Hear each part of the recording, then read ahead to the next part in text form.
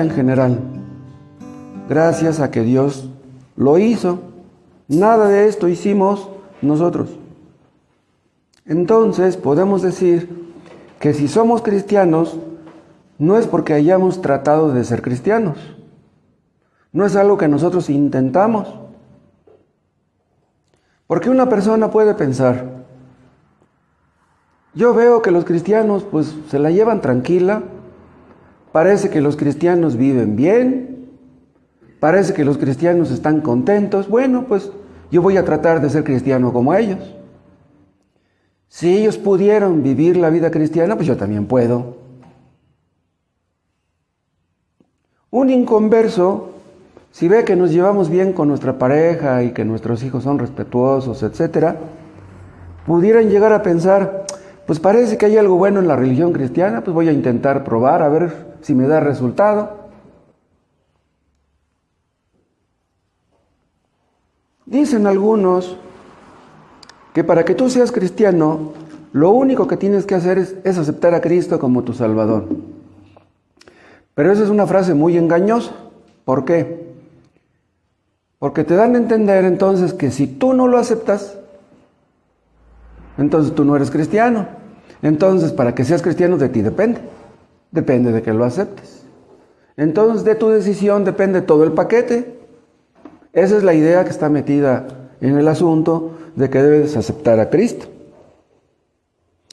Pero no solamente este pasaje, sino muchos otros nos enseñan claramente que la vida cristiana no es algo en la que entramos por intentarlo. Somos cristianos no porque quisimos serlo nosotros. Si somos cristianos es porque Dios quiso que lo fuéramos. Recuerdo haberles contado de mi hijo Moy, cuando era joven, pues él tenía ideas medio discordantes acerca de la salvación. Andaba con una muchacha que era inconversa, que era católica, pero pues a él le gustaba ir a los cultos, le gustaba leer la Biblia, pero era inconversa. Entonces invitó a esa muchacha a un culto y le dijo a ella, le dijo, está bien, yo voy contigo a un culto si tú vas conmigo a misa primero. Y le dijo, Moy, está bien, vamos a misa. Ah, dice, pero que quiero que hables con el cura, quiero que hables con el sacerdote. Y le dijo, Moy, está bien, hablemos con el sacerdote. Fueron a misa, terminó la misa, entonces Gaby y Moy van y lo alcanzan, al sacerdote le dice, padre, le dice Gaby, padre, mi novio quiere hablar con usted. Y le dice el sacerdote, dice, a ver, dime. Dice, yo quisiera hacerle una pregunta. Dice, ¿cómo puedo yo ser salvo? ¿Y qué creen que le contestó el sacerdote? Ah, dice, pues guarda los mandamientos. Y le dijo Moy, oiga padre, pero pues está escrito que no hay nadie que los guarde. Y le dijo el sacerdote, sí, dice, sí es cierto. Dice, pero tú trata de guardarlos. Dice, entonces, ¿voy a ser salvo por tratar de guardarlos? Y ya no supo qué contestarle, porque ese hombre no conocía la respuesta. ¿Somos salvos por tratar de guardar los mandamientos? Porque una persona puede decir, bueno, sí, no puedo guardarlos, pero mi intención es guardarlos. Entonces, como yo tengo un buen corazón, trato de guardarlos, trato de ser respetuoso, trato de obedecer lo que está escrito y así voy a ganar mi salvación. No, la salvación no es así. La salvación no la tenemos por tratar de obedecer. Los que tratan de guardar los mandamientos creen que son buenos.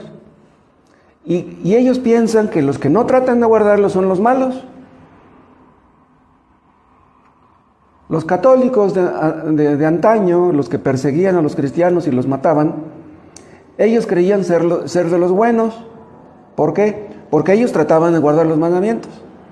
Entonces ellos veían a los que no eran católicos como enemigos de Dios, porque ellos no eran de los que trataban de guardar los mandamientos, así los veían ellos, y por eso los mataban.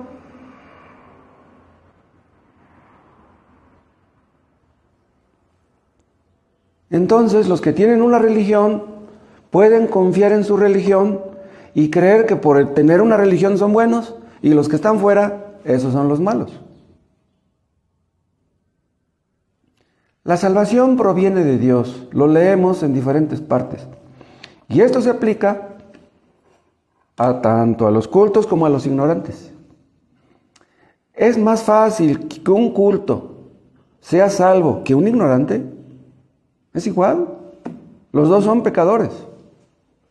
¿Es más fácil que sea salvo un rico que un pobre? Porque el rico, como tiene dinero, pues a lo mejor está agradecido con Dios. Y el pobre, pues como está medio resentido, porque no tiene lo que quiere tener, a lo mejor le resulta más difícil. Pero no, delante de Dios es igual. Tanto el rico como el pobre necesitan ser salvos. Y esto se aplica a los ancianos y a los jóvenes, a los hombres y a las mujeres. La salvación es igual para todos, es ofrecida a todos, porque todos somos pecadores y todos estamos destituidos de la gloria de Dios. Somos pecadores por herencia, somos pecadores por error, somos pecadores porque lo decidimos. Independientemente de lo que Adán haya hecho, nosotros decidimos pecar. Entonces todos necesitamos de salvación. El asunto es creerlo, el asunto es entenderlo. Porque es posible que muchos de ustedes que están aquí no crean que necesitan la salvación. Es posible que termine el culto y se van a su casa y sigan su vida como si nada, como si no hubieran escuchado nada. Nunca se han sentido pecadores. Y si no se han sentido pecadores, ¿cómo van a buscar la salvación? No la van a buscar. Una persona es posible que se sienta bien consigo misma, pero eso no quiere decir que ella esté bien delante de Dios. Sí, tú puedes sentirte bien en tu conciencia, crees que no eres malo, pero cómo te ve Dios, eso es lo que importa. Una conciencia tranquila no significa nada. Los fariseos tenían una conciencia tranquila, se aprendían los textos de memoria, iban a las reuniones, oraban en la calle para ser vistos de los hombres, eran tenidos como santos, pero ellos no eran convertidos, ellos no eran cristianos. Y hay muchos fariseos en el mundo en estos tiempos. Personas que tienen una religión y creen que por tenerla están bien delante de Dios. Creen que cumplen con sus deberes. Yo hago lo que me inculcaron mis padres, yo estoy bien. Los que no hacen lo que sus padres le inculcaron, esos son los que están mal. Dicen los psicólogos que las personas tienen conflictos emocionales por sus complejos de culpa. Tú te sientes mal porque sientes que le has fallado a Dios, sientes que le has fallado a tus padres, sientes que le has fallado a la sociedad. Pero dicen los psicólogos que si queremos tener paz, debemos desechar los complejos de culpa. Pero ahí hay un error y hay una falsedad. ¿Por qué un hombre se siente culpable? ¿Saben ustedes por qué? Porque es culpable. Dios nos hace sentir mal porque estamos mal. Somos verdaderamente culpables porque Dios es muy grande y muy santo y porque lo hemos ofendido una y mil veces. ¿Y cómo puede ser quitada nuestra culpa? ¿Metiéndonos en una religión? No, eso no basta. Nuestra culpa se es quitada por la persona y la obra de Cristo, por lo que Cristo hizo en la cruz, creyendo y confiando en lo que Él hizo, en que su justicia es verdadera justicia y no la nuestra. Creyendo en Cristo es quitada nuestra culpa. Nada más creyendo, sin nada que hagamos. Es la sola fide de la que hablaban los reformadores. Creyendo en Cristo, más nada, somos declarados justos. Justificados pues por la fe, tenemos paz para con Dios por medio de nuestro Señor Jesucristo. Tenemos paz por medio de nuestro Señor Jesucristo, no por medio de nuestras obras. no por medio de nuestras oraciones, de nuestras ofrendas, de nuestra lectura de la Biblia. Somos declarados justos por la fe en Cristo, nada más, por la fe sola. Pero ¿cómo demostramos que tenemos una fe verdadera en Cristo? Con nuestras obras. Las obras son el resultado de la justificación. Si tú no tienes buenas obras, tú no has sido justificado. Pero hay personas que confunden justificación con santificación y que tratan de hacer buenas obras para hacerse sentir que son salvos. Son los que dan su diezmo y que confían en que lo dan. Le pregunta Jerry Bridges a una persona, a un arminiano, le dice, oye, ¿y tú por qué das tu diezmo? ¿Y qué cree que le contestó el arminiano? Dice, porque si no lo diera me sentiría mal. Dice, no, dice, estás mal. Si tú das tu diezmo, porque si no lo das te vas a sentir mal, dice, mejor no des nada. Imagínense que una esposa recibe su gasto de su marido y que le preguntara, oye viejito, ¿y por qué me das mi gasto? Y que le contestara él, no, pues te doy mi gasto porque si no te lo diera, pues yo me sentiría mal. ¿Ah, sí? Es que es mi obligación. Si por mí fuera no te daría nada. Pero pues ni modo, pues es mi obligación. No. Si tú das una ofrenda, porque si no la das te vas a sentir mal, no des nada. Si vas a orar porque te sientes mal si no oras, mejor no ores. Entonces estás orando por temor al castigo. Es que si me acuesto sin haber orado, pues vaya a darme un infarto dormido y ya no despierto. No, si por eso vas a orar, mejor no ores. El motivo por el cual nuestra oración es aceptada es porque amamos a Cristo, porque amamos a Dios. No es simplemente para cumplir con nuestro deber. Somos salvos por la fe, justificados. ¿Pero qué quiere decir justificados? Acuérdense, quiere decir declarados justos. Pero la Iglesia Católica dice en su diccionario teológico que justificación es un acto divino por medio del cual Dios nos hace justos. Vean lo que dice la Iglesia Católica. Justificación es un acto divino por el cual Dios nos hace justos. Bien, eso es falso. Eso es falso. En la justificación, escuchen, recuerden, Dios nos declara justos, no nos hace justos. Es como un juez cuando declara inocente a un culpable. Lo declara inocente porque lo sobornan, porque lo amenazan con matarlo, etc. Un juez declara como inocente a un culpable. Y si lo declara inocente, ¿es inocente? No, él sigue siendo culpable, aunque el juez lo declare inocente. Entonces vean, en la justificación Dios nos declara justos, no que seamos justos. Dios nos hace justos, escuchen, a través de la justificación, de la santificación, perdón. Esto lo hemos visto muchas veces. Entonces, primero es la justificación y después es la santificación. Por medio de la fe somos declarados justos. Y por medio de la fe y las obras somos hechos santificados o santos. Pero la Iglesia Católica dice que en la justificación Dios nos hace santos. Eso es falso. Ahí está el error. Vean, y no solamente es el error de la Iglesia Católica. Es el error de todas las iglesias arminianas. Es el error de las personas que les menciono, que dan su diezmo para no sentirse mal. Entonces, ¿por qué se sienten bien los que dan su diezmo? Porque dan su diezmo. Ellos no se sienten bien porque aman a Dios, porque ellos no lo aman. Aman a la religión y por eso dan su diezmo. A lo mejor aman a su pastor o yo qué sé. Pero en realidad no aman a Dios. Dan su diezmo por miedo. Dice la Iglesia Católica, y dicen todos los arminianos, todas las iglesias falsas, que si somos justificados por la fe o salvos por la fe, esa es una salvación demasiado fácil. Ah, pues si soy declarado justo, Nada más por creer, pues entonces puedo seguir pecando, al fin que ya Dios me hizo justo, ya me declaró justo. No, estás equivocado. Si tú quieres vivir en pecado, entonces tú no has sido declarado justo. Los que han sido declarados justos no quieren vivir en pecado.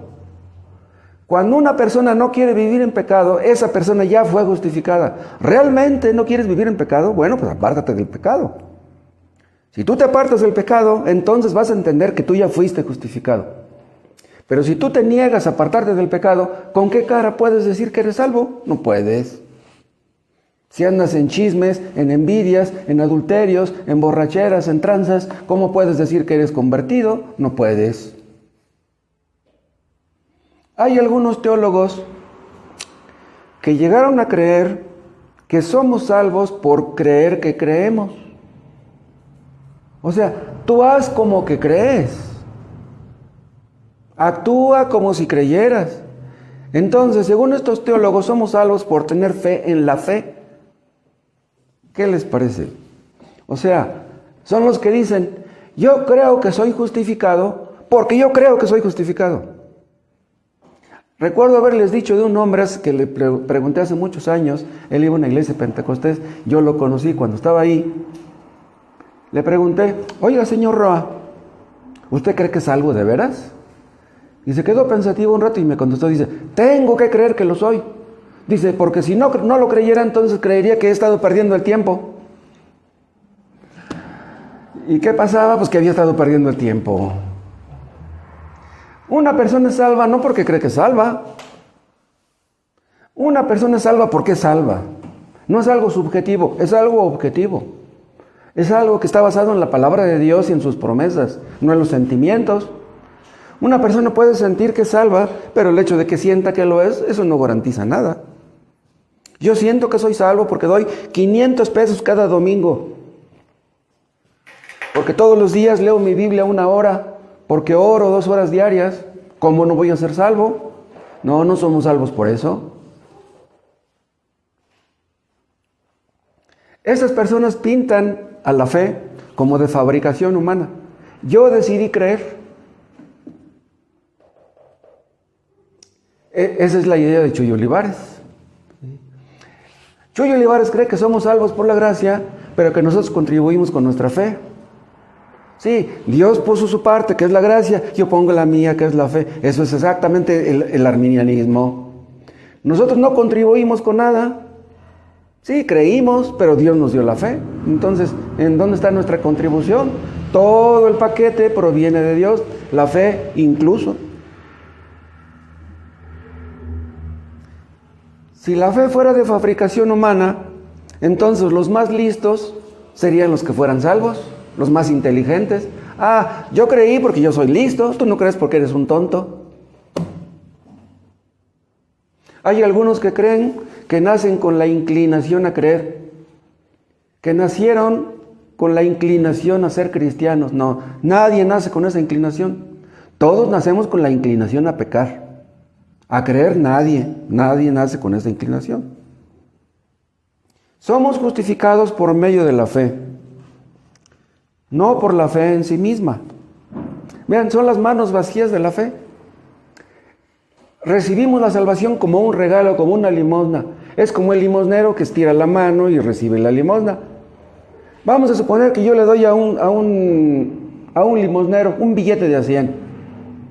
Yo imagino que son raros los que dan 100 pesos de limosna.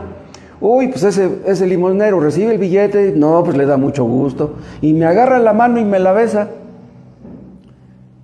Pero él entiende que mi mano merece el beso. La gratitud la merece mi mano, no, la gratitud la merezco yo, no mi mano. Mi mano fue el instrumento para darle el billete y su mano fue el instrumento para recibirlo. Pero la gratitud no está en la mano en sí. Entonces nuestra gratitud por la salvación no está en la fe. Yo soy salvo gracias a mi fe. Sería lo mismo que estar agradecidos por la mano que recibió el billete.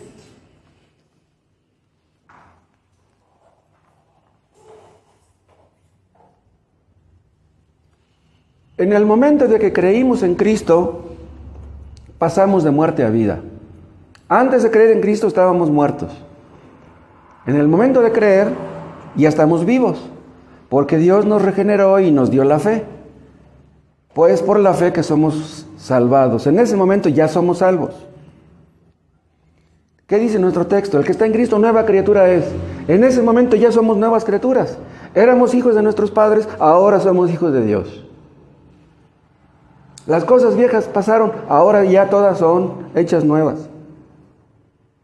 En ese momento entendemos que ya todos nuestros pecados fueron perdonados. ¿Por qué?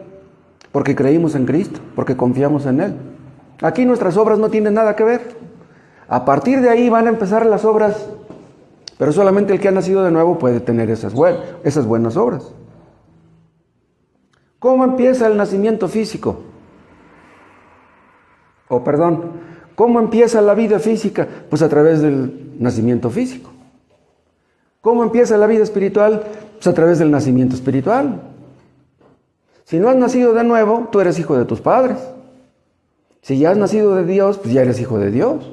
Entonces, tú debes de cerciorarte que eres un hijo de Dios. Eso es lo más importante. Le dice Jesús a Nicodemo, si no naces de nuevo, no puedes entrar en el reino de los cielos. Nicodemo era una buena persona, humanamente hablando, pero él no había nacido de nuevo. Ya después podemos ver que Nicodemo efectivamente nació de nuevo. Un niño, un bebé, sale del vientre de su madre porque él toma la decisión de salir. ¿Qué hace el niño? ¿En qué contribuye el niño para tener vida? Pues él no hace nada. El niño es pasivo en todo. Entonces, una persona que nace de nuevo, una persona que tiene vida espiritual, no la tiene porque lo haya intentado. Un inconverso pudiera llegar a pensar, voy a intentar ser cristiano, pues a ver qué se siente, pues si me da resultado, pues qué bueno, y si no, pues yo hice la prueba. Cuando una persona nace de nuevo, en ese momento empieza a vivir la vida cristiana. Pero ese es el inicio, nada más. Acuérdense ustedes que cuando un niño sale del vientre, si no grita, el médico le da una nalgada. ¿Por qué le dan la nalgada? Pues quiere ver cómo reacciona el niño. Si el niño está sano, si el niño está vivo, el niño va a llorar, va a gritar cuando le dan la nalgada. Entonces, si grita el niño, si llora, ya el niño está sano. El niño está bien. Pero ¿qué pasa si le dan la nalgada y no llora? Ah, caray, ¿cómo que no lloró? Y luego si le dan un piquete, ¿cómo que no llora? No, aquí algo está mal. Cuando una persona nace de nuevo empieza a gritar, Dios mío, ayúdame. Un inconverso no puede hacer eso. Los inconversos oran superficialmente, tibiamente, como no queriendo. A ver si resulta. No, los cristianos claman, Dios mío, mi hijo no es salvo. Ayúdame, Padre, que si no me ayudas tú, ¿quién me va a ayudar? Cuando una persona nace de nuevo,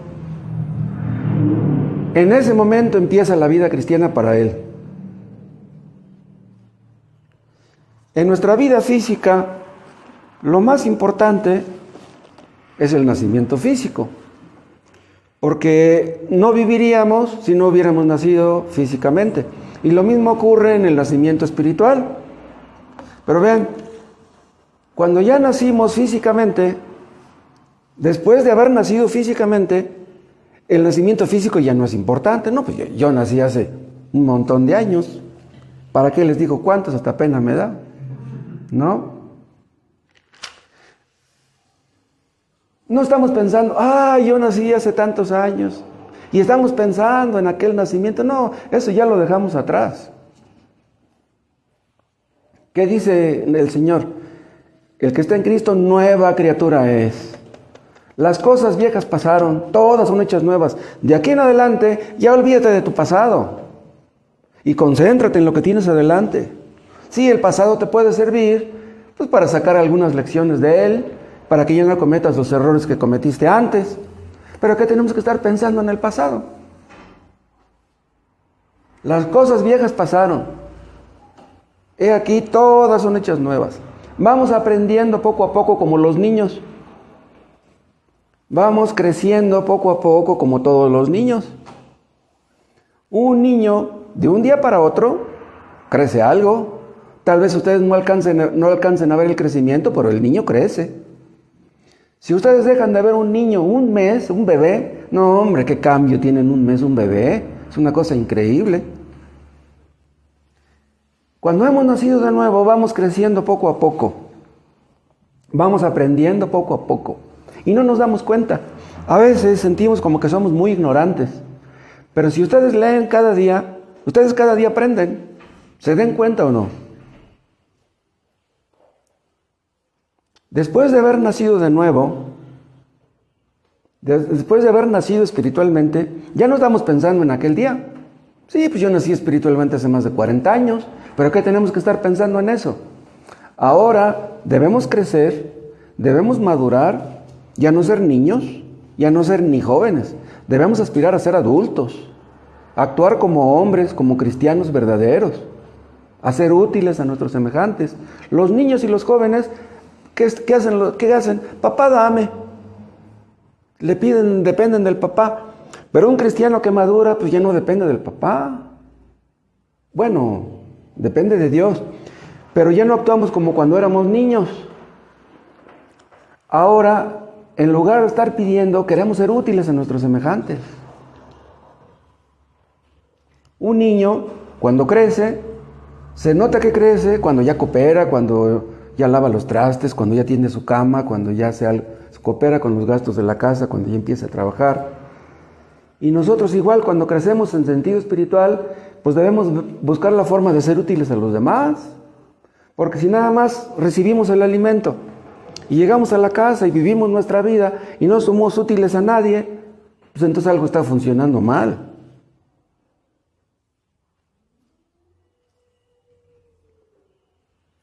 En la justificación somos declarados justos. En la santificación somos hechos justos. Roma cree que la santificación tú la demuestras cuando haces un milagro. O sea, ellos creen que para que una persona pueda ser santa, tiene que demostrarlo haciendo un milagro cuando menos. ¿Sí saben ustedes que hace algunos años canonizaron a Juan Diego? Durante siglos Juan Diego no era un santo, era un simple indio. Pero a un hombre se le ocurrió decir que había invocado a Juan Diego. Él estaba enfermo, invocó a Juan Diego y sanó. Entonces fue con los, no sé con quiénes, y les dijo: Juan Diego me sanó porque yo le pedí que me sanara. Ah, pues entonces vamos a hacerlo santo. Y allí en Montevideo y a Insurgentes estaba el cine Lindavista. La Iglesia Católica compró ese cine y ahí ya se convirtió en iglesia, la iglesia de San Juan Diego. ¿Por qué? Porque hizo un milagro. Entonces, para que nosotros fuéramos declarados santos o hechos santos, tendríamos que hacer un milagro. No, pues está en chino. No me pidan a mí que les haga un milagro.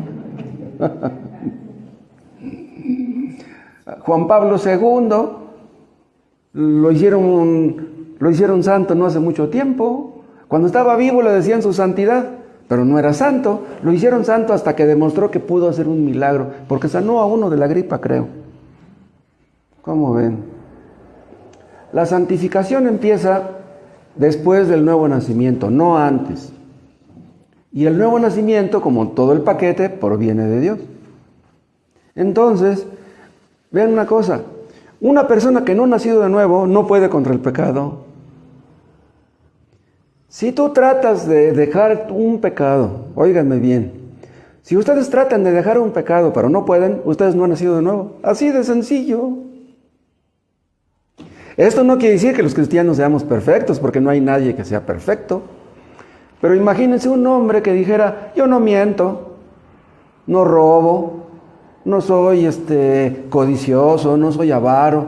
Nomás un solo defecto tengo, que me gustan mucho las mujeres y pues ando de mujeriego. No, pues estás perdido. ¿Cómo crees que eres cristiano? Pero es que yo guardo 9 mandamientos. El único que no guardo es el que dice no adulterarás, pero de los 9 restantes los guardo yo. De nada te serviría que los guardaras. Con ese solo mandamiento que no guardas, tienes la soga en el cuello. No has nacido de nuevo. Una persona que no ha nacido de nuevo parece como que quiere dejar el pecado, pero no puede. Ni quiere realmente. El creyente que ha sido justificado empieza a ser santificado y su santificación nunca concluirá mientras viva. Hasta el último día de nuestras vidas seremos pecadores.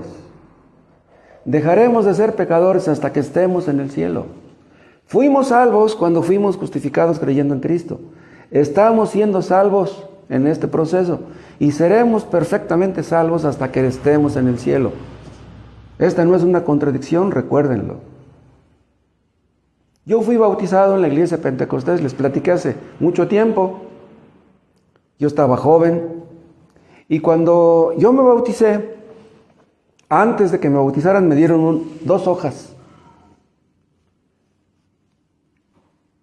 En 3 cuartillas había una lista de prohibiciones y al empezar decía aquella lista: los que se bautizan en la iglesia Pentecostés, ¿cómo se llamaba? Iglesia Cristiana Independiente Pentecostés, los de la ICIP. Dice, los que se bautizan en la ICIP tienen que abstenerse de las siguientes cosas. Y estaba una lista, como de 100 cosas. Los que se bautizan en la iglesia Pentecostés no van al cine, no van al teatro, no van al circo, no van a la playa, no van a los antros, no van a los bailes. No dejan de pagar sus deudas, no se roban la luz, pagan sus impuestos. Una lista tremenda de prohibiciones. Y como yo quería ser bautizado, pues yo firmé. Sí. ¿Cuál es el problema? Entonces, ¿quiénes son los buenos? Los que firman, los que se bautizan. Hayan nacido de nuevo o no, a ellos no les preocupa eso. Tú firma y tú te bautizamos y ya la hiciste.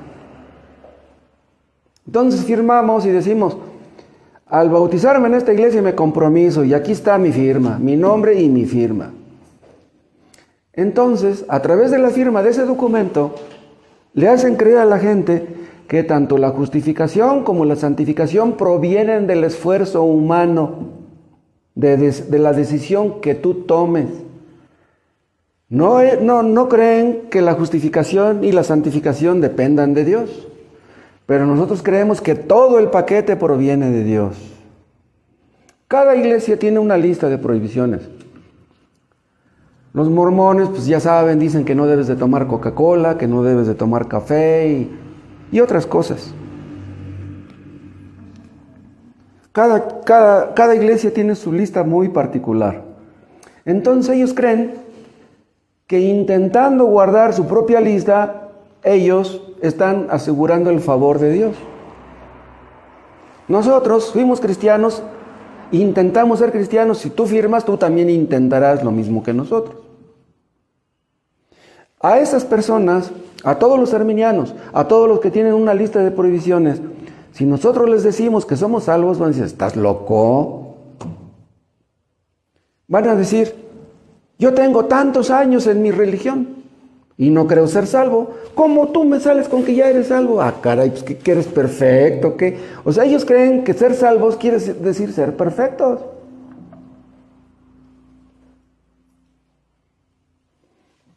¿Es malo que un cristiano diga que ya es salvo?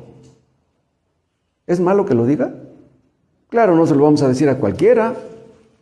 No vamos a andar ahí enarbolando la bandera de que ya somos salvos. No, es algo que podemos decir acá entre hermanos, entre creyentes. Los que son inconversos, eso no lo pueden valorar. Les decimos que ya somos salvos y nos juzgan locos, pues ¿para qué decírselo?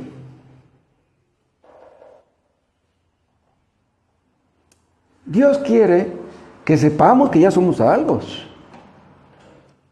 Dios quiere que sepamos que ya Dios nos perdonó. Eso nos beneficia grandemente y beneficia a la iglesia. Si ustedes creen que ya son salvos, que ya fueron perdonados, ustedes serán valientes en el testimonio. Ustedes podrán animarse a sí mismos diciendo eso. Su fe crecerá, su utilidad también. En cambio, los creyentes que tienen dudas acerca de su salvación, pues a veces caerán en la depresión, en la melancolía, en las dudas, en los temores.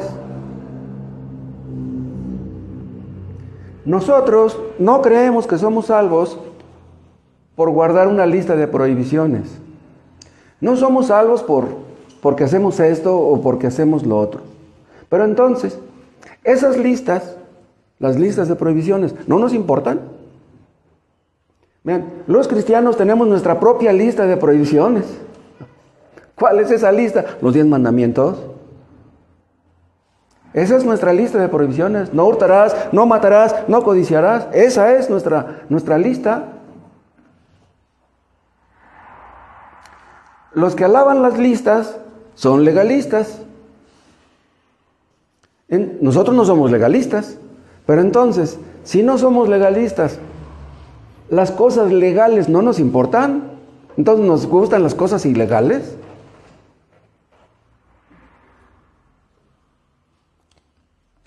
Santiago nos habla de la ley del amor.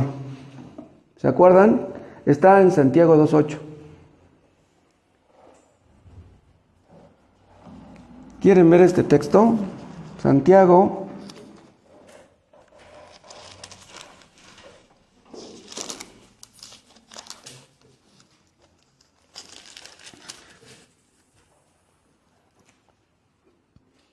Vean, aquí Santiago habla a los creyentes y les dice, Santiago 2:8, si en verdad cumplís la ley real, conforme a la Escritura, amarás a tu prójimo como a ti mismo, bien hacéis. Vean, aquí habla de una ley real.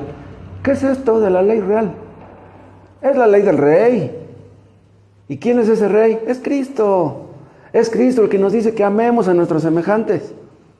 Es el Cristo que nos dice que amemos a nuestros enemigos. Pero vean, los legalistas no hablan de eso. Los legalistas nunca hablan de amar al prójimo. Nunca hablan de amar a los enemigos. Hablan de un montón de prohibiciones, pero no hablan de esto. Esta es una ley positiva. Ellos hablan de leyes negativas. No hagas esto, no hagas aquello y no hagas aquello. Vean en Santiago 1, en 25. Mas el que mira atentamente en la perfecta ley, vean, la de la libertad. ¿De qué ley está hablando? Es de la misma. Esa es la perfecta ley. Es la que nos hace libres. Ahora entendemos. Tú puedes entender que eres cristiano cuando amas a tu prójimo. Si tú estás lleno de rencores, de resentimientos, si te la pasas peleando con la gente, pues ¿cómo puedes decir que eres cristiano?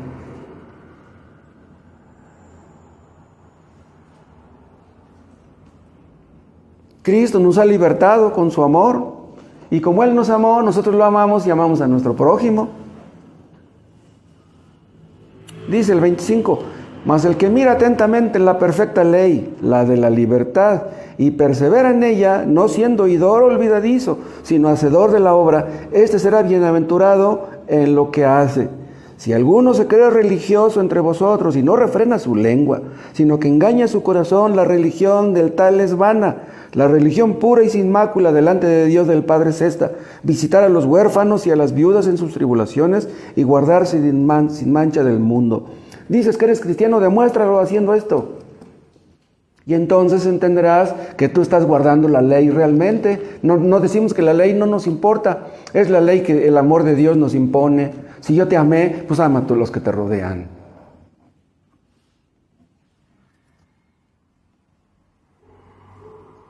Acuérdense ustedes que los 10 mandamientos se componían de 2 tablas. En la primera tabla estaban 4 mandamientos, en la segunda estaban 6.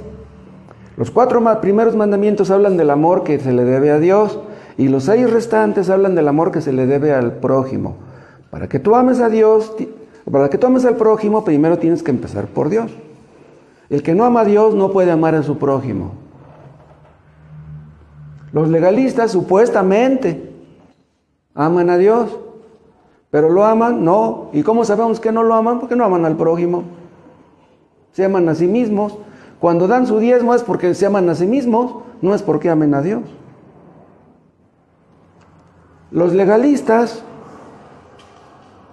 los arminianos, suponen que la salvación ahora es más fácil que antes. Ellos dicen, no, es que antes estaba bien duro salvarse, pues mataban a los adúlteros, apedreaban a las adúlteras, a los borrachos, a los blasfemos, a los mentirosos, a los calumniadores. No, pero pues ahora es fácil, ahora somos salvos por la gracia. Y cuando los legalistas dicen eso, creen que honran la ley. Es que nosotros queremos guardar nuestra lista de prohibiciones, queremos honrar la ley.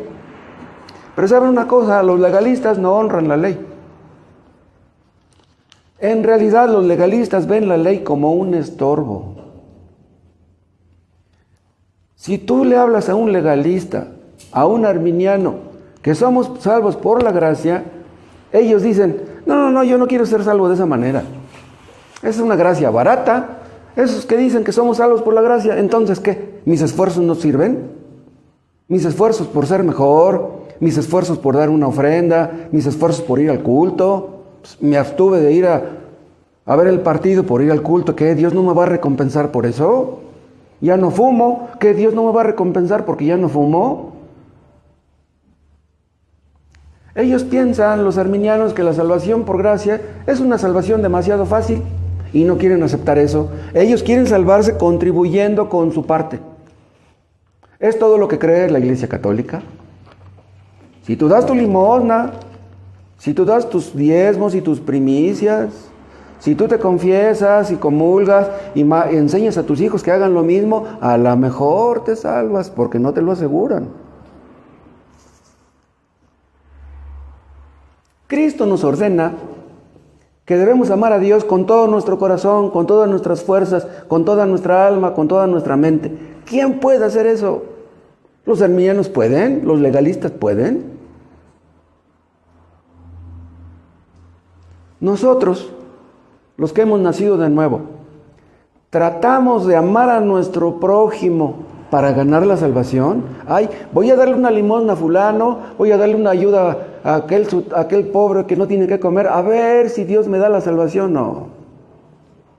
La salvación no se gana ayudando a nuestro prójimo, ayudando a los pobres.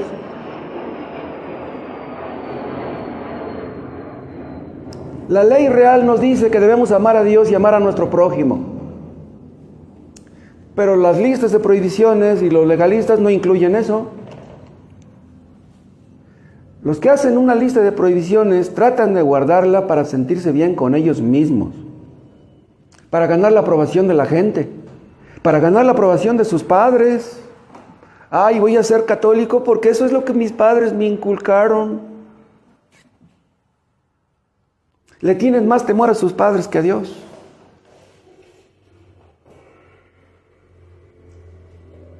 Si ustedes vienen aquí para quedar bien con sus padres, tú Leonardo Jr., tú Andrea, tú Analí, tú Alexa, ¿vienen aquí para quedar bien con sus padres? ¿Vienen aquí porque si no vienen sus padres los van a regañar? ¿Por eso vienen? Si ustedes vienen a buscar a Dios, ustedes lo encuentran. Independientemente de los errores que cometan sus padres, olvídenlos. Ustedes busquen a Dios. Ustedes busquen el perdón de sus pecados y Dios los perdonará. Si ustedes van a leer la Biblia, no lo hagan para quedar bien con sus padres. Ustedes lean la Biblia para agradar a Dios, para acercarse a Él, porque Él es un Dios muy grande. Él lo vale. El 10º mandamiento dice, no codiciarás.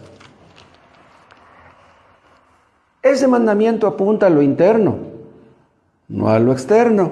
¿Por qué? Porque la codicia es algo interno. La codicia no se nota claramente. Un hombre puede ser muy codicioso sin que se le note. Al menos los que no lo conocen, pues no saben que es codicioso. A lo mejor lo saben los que están cerca de él. Cuando Dios nos dice que no seamos codiciosos,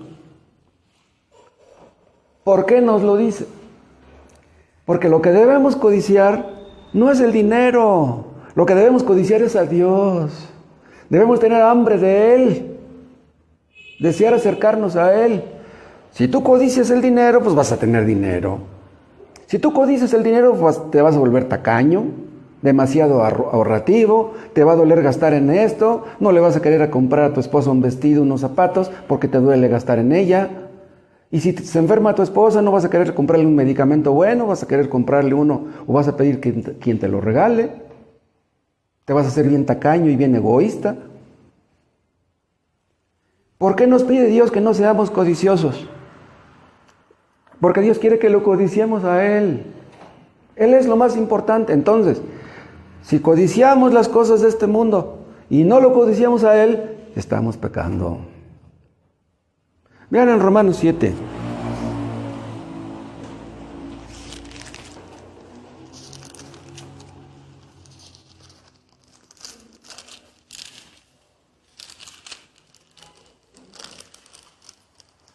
Romanos 7.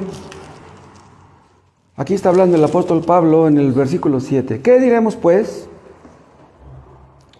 ¿La ley es pecado? Dice, no, dice, en ninguna manera. No, la ley no está mal.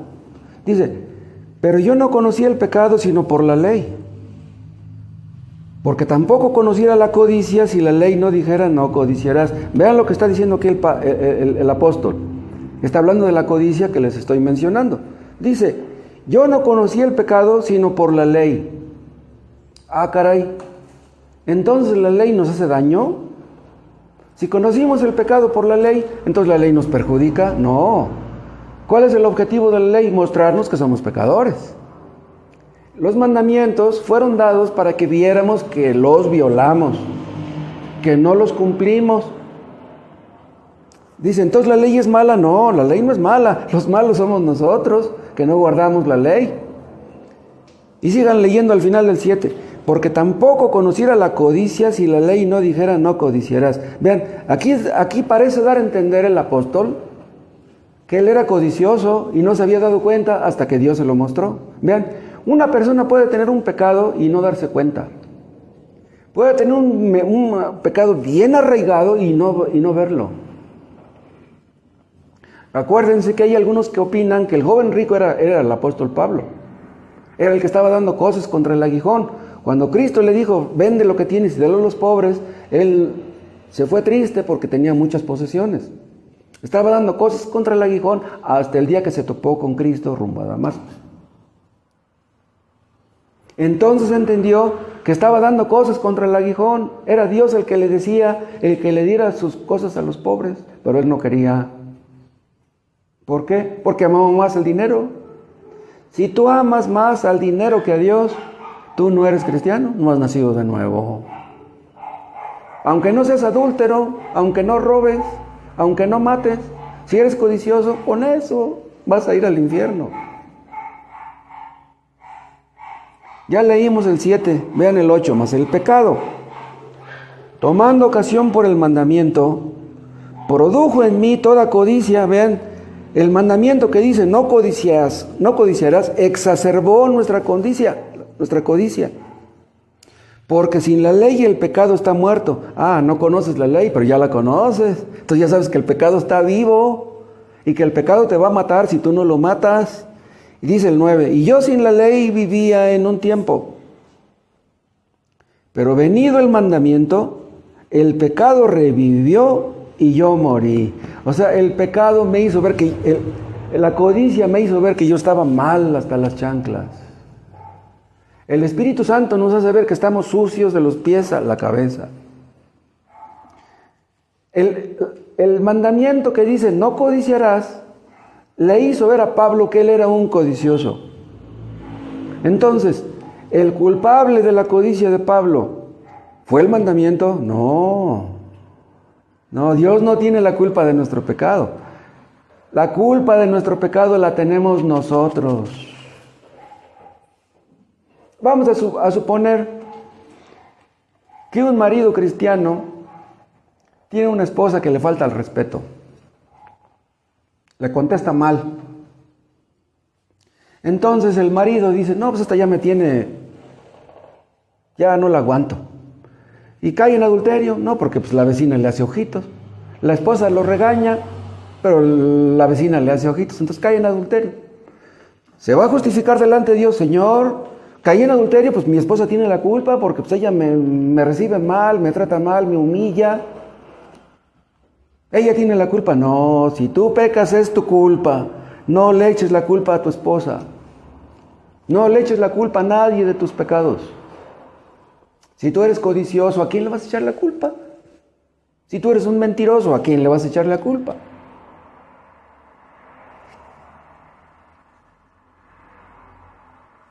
El apóstol Pablo daba cosas contra el aguijón. Todos los legalistas lo hacen. Los sabáticos creen que se van a salvar guardando el sábado. ¿Son tan necios para creer en eso? ¿Qué se gana Dios con que no trabajes el sábado? Si el resto de la semana haces lo que quieres. ¿Va a estar muy contento Dios porque no trabajas en sábado? ¿Qué cosa es la codicia? Es lo opuesto de amar a Dios con todo nuestro corazón. Amar a Dios es no codiciar algo contrario a Dios. Amar al prójimo es no codiciar algo contrario al prójimo. Debemos desear la gloria de Dios y debemos buscar el bien de nuestros semejantes. Ese es cumplir con la ley real. Esa es nuestra lista de prohibiciones. Los legalistas se comparan con los hombres. Yo guardo más mandamientos que tú. Yo estoy bien. Yo no voy al cine, yo estoy bien. Yo no fumo, yo estoy bien. Yo no voy al baile, yo estoy bien. Tú estás mal. Nosotros no nos comparamos con los demás. No tenemos por qué estarnos comparando. Nosotros nos comparamos con la santa ley de Dios, que es espiritual. Y cuando lo hacemos siempre vemos que quedamos cortos. ¿Por qué? Porque ¿quién hay que guarde todos los mandamientos? Ven ustedes cómo los mandamientos nos sirven tanto a los inconversos como a los creyentes. La ley es perfecta. Los imperfectos somos nosotros. Entonces vean, en resumen, los que intentan ser cristianos morirán en el intento. Tú no vas a ser cristiano por intentar serlo. Si tú has de ser salvo, esa salvación proviene de Dios. Pídesela. Si tú no puedes dejar el pecado, pídele a Él que te perdone. No le pidas a Dios que te cambie. Pídele a Dios que te perdone. Porque si tú le dices a Dios que te cambie y no te cambia, vas a decir: Señor, tú tienes la culpa, yo te he pedido que me cambies y no me cambias. No le pidas a Dios que te cambie, pídele a Dios que te perdone y que te ayude a vencer en la lucha contra el pecado.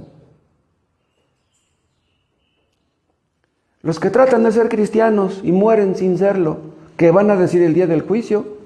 ¿Qué funcionó mal? Traté de ser cristiano, ¿por qué no lo logré? Traté de amar a Dios, traté de amar a mi prójimo, yo daba mi diezmo, daba mi ofrenda. ¿Qué funcionó mal?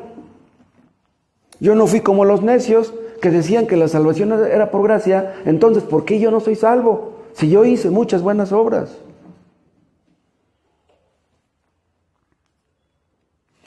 Una persona puede tener su propia lista y decir: el día de ayer no robé, el día de ayer no maté, el día de ayer no codicié, no fui egoísta, el día de ayer ayudé a un cieguito a cruzar la calle, el día de ayer le di al vecino una cobija porque está haciendo mucho frío en este invierno. Yo soy una buena persona. No hagas eso. Si tú haces eso para sentirte bien, mejor no lo hagas, porque Dios no te va a pagar eso. Dios quiere que tú nazcas de nuevo, que te arrepientas de tu pecado. Ven a Cristo. Si nunca lo has hecho, pues ven ahora. Si no te arrepentiste antes de tu pecado, pues inténtalo ahora. ¿Por qué no haces la prueba? La salvación proviene de Dios. Si tú no has sido salvo, es porque Dios no te ha dado la salvación. Pídesela. Él da la salvación, la regala. Es gratis. Pero muchos orgullosos no son salvos nomás por eso, porque son bien orgullosos. La salvación proviene de Dios, la nuestra, pero también la de los demás. ¿Qué quiero decir? Que no te conformes con ser salvo. Busca la salvación de otros. Si tú no quieres la salvación de otros, ¿cómo se van a salvar otros? Háblales de Cristo, regálales un folleto, invítalos a venir, no dejes de orar por ellos. Si ves que están interesados, pues ya están leyendo, bueno, pues regálales una Biblia si no tienen para comprársela. Somos salvos por la justicia de Cristo, porque la nuestra no lo es. Cuando nosotros creemos que somos salvos por su justicia, no, hombre, es increíble. Que Dios nos acepta por lo que Él hizo en la cruz, porque Él obedeció de manera perfecta. Nuestra obediencia es imperfecta, pero la obediencia de Cristo fue perfecta. Y somos aceptados por su obediencia, no por la nuestra. Entonces, por eso podemos decir que somos salvos. Somos salvos no porque nosotros somos muy obedientes, porque hacemos muy buenas obras, no. Somos salvos porque Cristo fue muy obediente y Él hizo muchas buenas obras. Por eso lo alabamos y le alabaremos. Te damos gracias, Padre, por lo que hizo en la cruz nuestro Señor y Salvador Jesucristo. Gracias por las grandes maravillas que logró cuando estaba aquí en la tierra. Ayúdanos a creer en eso y a confiar solamente en eso. Que nuestra confianza esté en Él, que Él sea nuestra justicia, y danos hambre y sed de ti, Padre. Líbranos de codicias en este mundo, que te amemos más a ti que a todas las cosas que hay en este mundo. Te lo pedimos por Cristo. Amén.